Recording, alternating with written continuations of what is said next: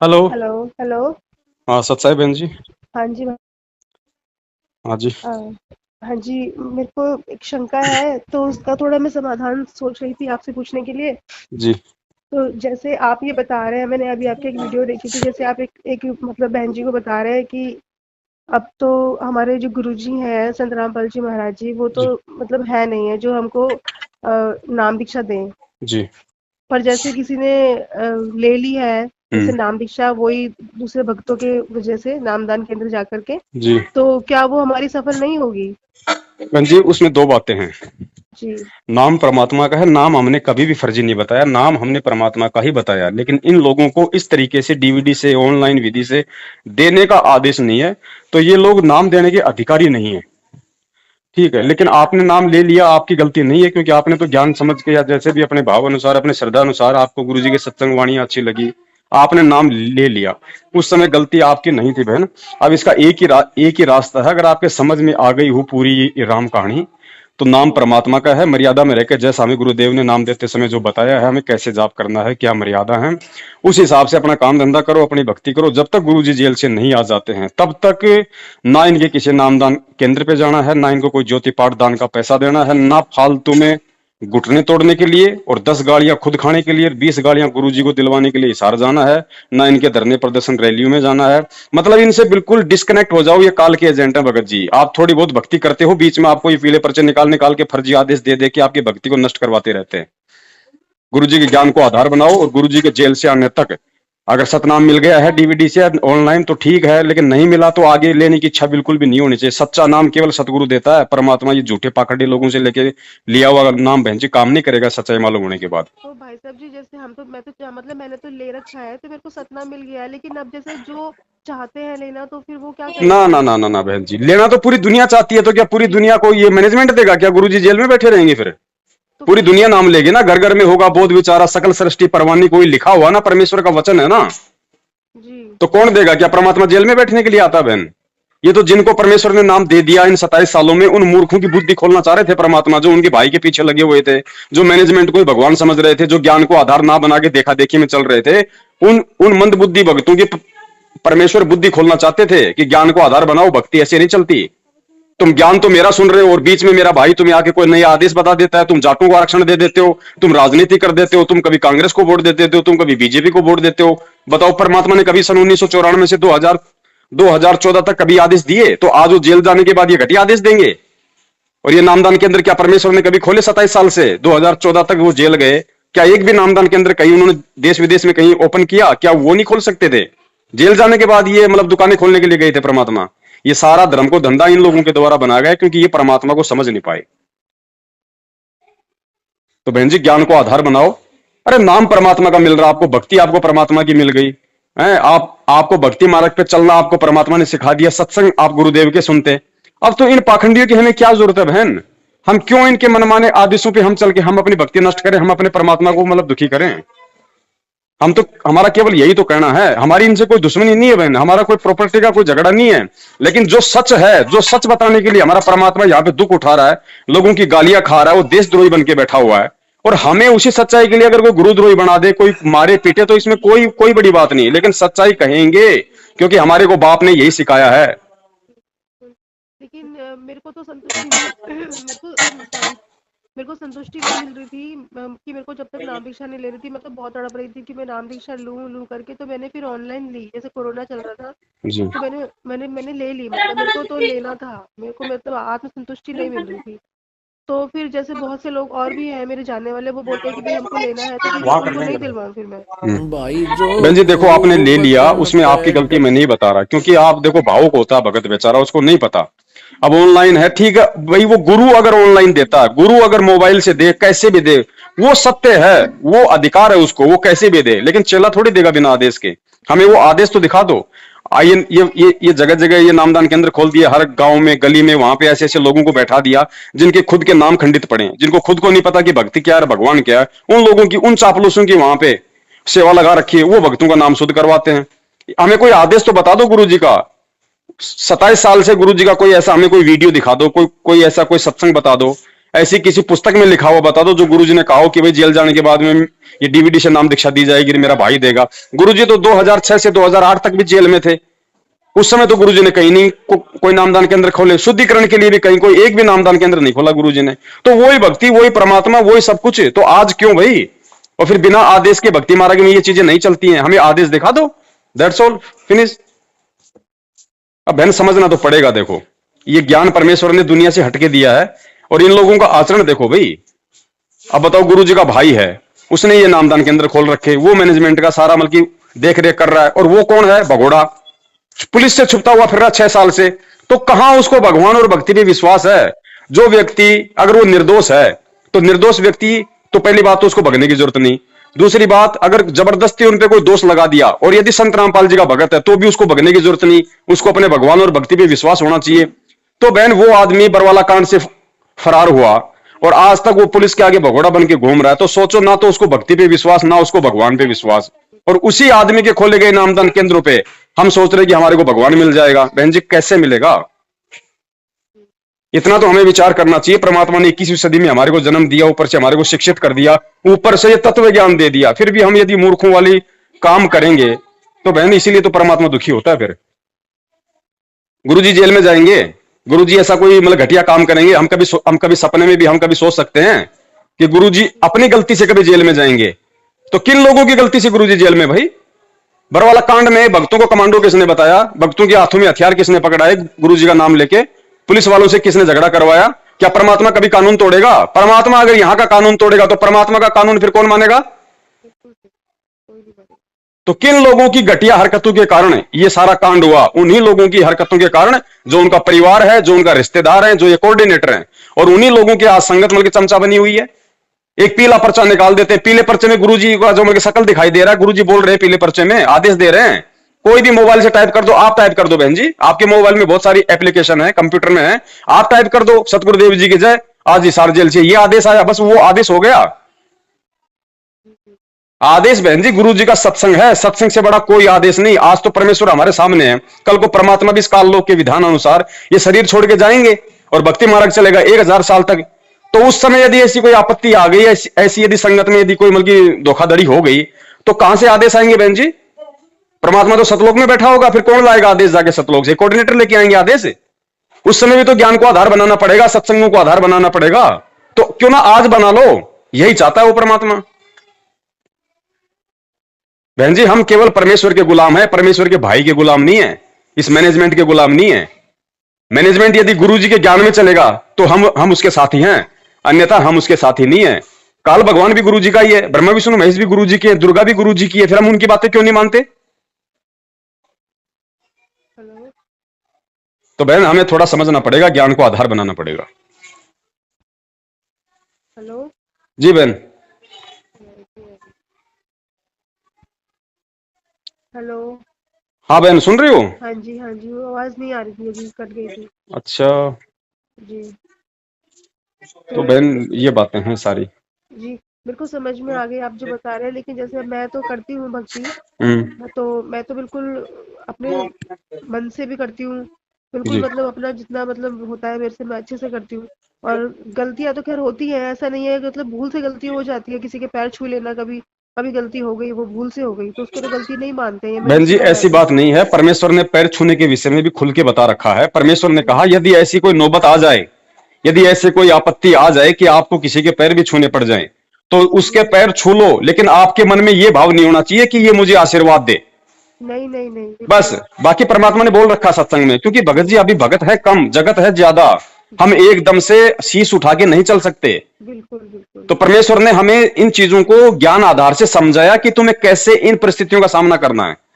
ये तो बोल देंगे पैर छू लियो और नामखंड हो गया हो, गुरु जी को प्रार्थना लगाओ, आप प्रार्थना लगाओगे, झूठा बोल देंगे गुरु जी का ज्योति का आदेश आ गया, 2100 रुपए का दंड फालतू में आपके सिर पे रख दिया बिना ज्ञान के कारण। तो परमेश्वर ने सारे उपाय बता रखे हैं। परमेश्वर ने कहा कि यदि आपके यदि कोई पैर छूता है, तो परमात्मा ने कहा कि यदि आपका भाव यदि पैर मतलब छुआने का या आशीर्वाद देने का नहीं है, आप पे कोई दोष लागू नहीं है, और जो भी आपके पैर छूता है तो तुरंत आप भी नीचे झुको और उसको अपने मतलब की जो है गले से लगा लो, उसको प्रेम दो। तो सारी विधि बता रखी है बहन परमात्मा ने, लेकिन सत्संग कौन सुने? सत्संग ना सुनने के कारण तो मैनेजमेंट वालों ने इतना बड़ा ये फ्रॉडबाजी कर दिया संगत के साथ। नहीं तो किसकी मजाल थी भाई। जी जी बिल्कुल। इसीलिए परमेश्वर कहते हैं कि भक्ति मार्ग में मेरे भाई को आधार मत बनाओ, मेरी बेटी को आधार मत बनाओ, मेरी पत्नी को आधार मत बनाओ, इस ज्ञान को आधार बनाओ। ज्ञान को आधार बनाओ, बिल्कुल। इसलिए तो बहन जी ज्ञान आधार की भक्ति बताई। नहीं तो 650 साल पहले भी परमात्मा ने यही ज्ञान, यही मंत्र, यही सब कुछ दिया था। जी। तो भाई साहब मैंने तो मतलब नाम दीक्षा ली थी तो मेरे हस्बैंड को बिल्कुल पता नहीं है, जी लेकिन वो तो मेरे हस्बैंड तो पूजा करते हैं, दुर्गा माता की व्रत रखते हैं। तो वो मेरे से जैसे घर में मैं हूँ तो मैं ही करती हूँ उनकी मूर्ति, लेकिन मैं क्या करती हूँ उनकी फोटो वगैरह रखती हूँ तो अपने नाम जपती रहती हूँ भगवान का, मतलब अपने परमात्मा संत रामपाल जी का नाम ले लेती हूँ। और ये जो मंत्र दे रखे हैं सतनाम के तो मैं ये जपती रहती हूँ, लेकिन मैं मेरे को करना पड़ता है ये बहन सब। जी, वो आपकी मजबूरी है, वो परमेश्वर भी जी जानते हैं, वो भी अंतर्यामी है। परमात्मा केवल अंदर के भाव देखता है। आपने हाथ से चाहे ब्रह्मा विष्णु महेश की फोटो को अपने सिर पे रखा हो, परमात्मा उसको नहीं देखता। परमात्मा ये देखता है कि हृदय में कौन बैठा है इसके। हृदय में यदि आपके अपना गुरु बैठा है तो ब्रह्मा विष्णु महेश को चाहे आप मतलब सिर पे बैठा के रखो, कोई दिक्कत नहीं उससे।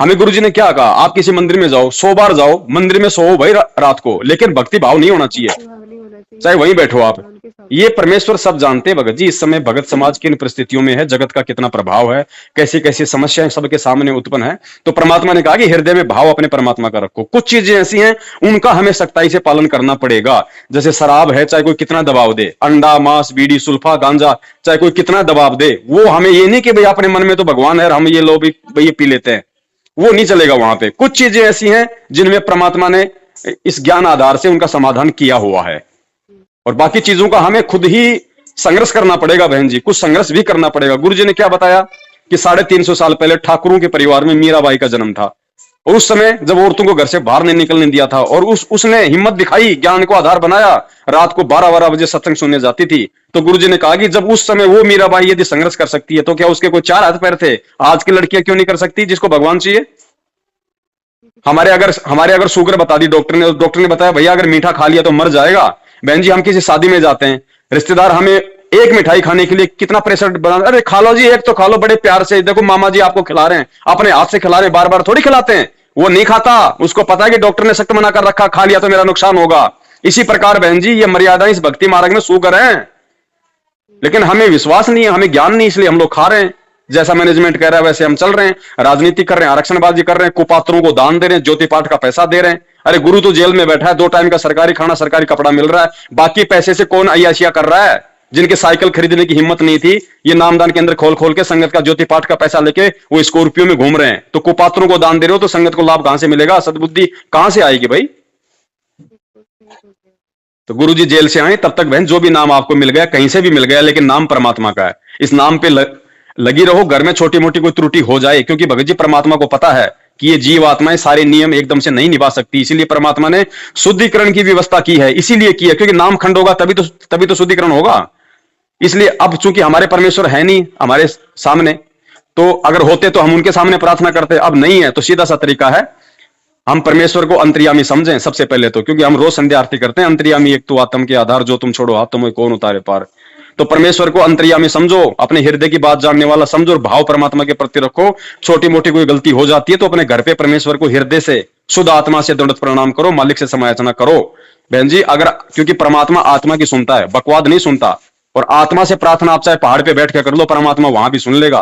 परमेश्वर कहते हैं चीटी पायल बाजे पैर साहेब सुनता है सब लहर। हमें भगवान को जानना पड़ेगा पहले, हम लोग गुरु को तो नहीं पहचान पाए कि गुरु है कौन, गुरु होता कौन है, गुरु के रूप में कौन आया हो आज। बस संत रामपाल जी समझ लिया, मैनेजमेंट के कहने पे हमने उनका जन्मदिन मना दिया। अरे जन्मदिन किसका मनता पता है? जीव का मनता है जन्मदिन। ये लोग जब कबीर जी की जयंती मनाया करते थे नकली कबीरपंथी, तो हम लोग क्या बोलते थे? अरे कबीर जी की जयंती नहीं मनाई जाती, कबीर जी का तो प्रकट दिवस मनता है। और हमने उसी कबीर का क्या मना दिया? निंदा के पात्र तो हम खुद हो रहे हैं, अपनी अज्ञानता का प्रमाण तो पूरी दुनिया में हम लोग जग जाहिर कर रहे हैं, फिर बन रहे हैं हम ज्ञानी। कोई सच्ची बात बताए तो उसको गुरुद्रोही कह के साइड में कर दो, उसकी बातें मत सुनो, जैसे दुनिया वालों ने गुरु जी को देशद्रोही करके साइड में कर दिया। वही हालत इस संगत की हो रही है। तो बहन ज्ञान को आधार बनाओ। ये भाई बंधु गुरु जी के रिश्तेदार मैनेजमेंट ये कोई काम नहीं आएगा। ये खुद ही काल के जाल में हमें क्या भार करेंगे? हमें तो भार करने वाला करेगा, उसकी बात हम मान नहीं रहे। उसने कब सिखाई हमें आरक्षणबाजी, कब सिखाई हमें राजनीति? बताओ कब कहा कि तुम भक्तों को दान करो, भक्तों को ज्योति पाठ का पैसा दो? सतलोक आश्रम बरवाड़ा में खुद गुरु जी ज्योति पाठ का पैसा अपने हाथ में लेते थे, किसी को नहीं लेने देते थे। और आज हम किनको दे रहे हैं? उन्हीं ठगों को, जिन ठगों के कारण आज गुरु जी जेल में बैठे हैं। लाभ कहां से होगा? भक्ति कहां चलेगी भाई? इसलिए गुरुजी कहते हैं नाम चाहे 2 साल बाद ले लो, मैं कहीं नहीं जाने वाला, यही हूं, नाम देने के लिए आया हूं। मैं यहां पे कोई बाजरे की खेती करने नहीं आया।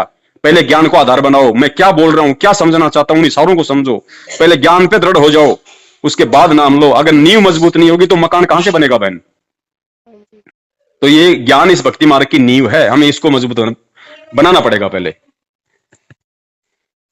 है भाई साहब, मैं समझ गई आपकी बात को। अब मतलब नामदान केंद्र में जाऊंगी नहीं। बहन जी शकल भी नहीं देखनी, और बहन जी बाल विवाह का नहीं हो सकता, ये सत भक्ति है। साक्षात परमात्मा पृथ्वी पे संत रामपाल जी के रूप में प्रकट है। अगर देखो मर्यादा उस मालिक को पता है कि थोड़ी बहुत त्रुटियां जीव से हो जाती हैं, समय लगता है। अगर कोई भयंकर रोगी है तो 2 दिन की गोली दवाई से ठीक नहीं हो जाता।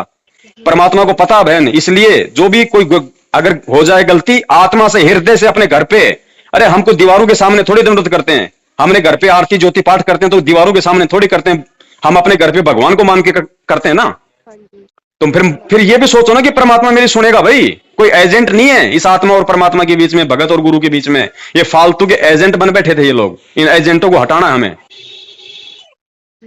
और बाल बाका नहीं हो सकता बहन, गुरु जी जेल से आए तब तक खुल के आप यदि सत्संग सुन रही हो, मर्यादा निभा रही हो, 19-20 हो जाती है बहन, उसके लिए परमात्मा ने विधि बता रखी है। मालिक से अपनी समायाचना करो, दंडवत प्रणाम करके समायाचना करो। बिल्कुल बहन, और कोई तरीका नहीं है। देखो परमेश्वर आत्मा की सुनता है, मन की नहीं सुनता बहन जी। एक बात बताओ, वो टटीरी के बच्चों की परमात्मा ने महाभारत के युद्ध में रक्षा की, इंद्र के हाथी का घंटा तोड़ के, वो टटीरी ने भगत जी अपनी अंतरात्मा से तो प्रार्थना की थी, उसको तो ये भी नहीं पता कि मैं कबीर से कर रही हूं या मैं राम से कर रही हूं। अपनी वो आत्मा दुखी हुई, आत्मा से उसने पुकार की कि हे परमेश्वर मेरे बच्चों की रक्षा करो। तो परमेश्वर ने इंद्र के हाथी का घंटा तोड़ के वहां डाल दिया, महाभारत के युद्ध के बीच में जो लोगों से उठाया भी नहीं जाता था। वो ये भगवान है जो आज आया हुआ है।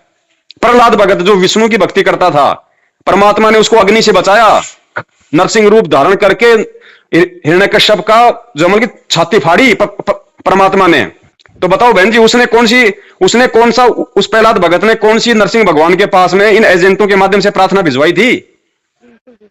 वो आत्मा की सुनता बहन, आत्मा की, आत्मा का साथी है परमात्मा। बीच में एजेंट बनाओगे धोखा खा जाओगे।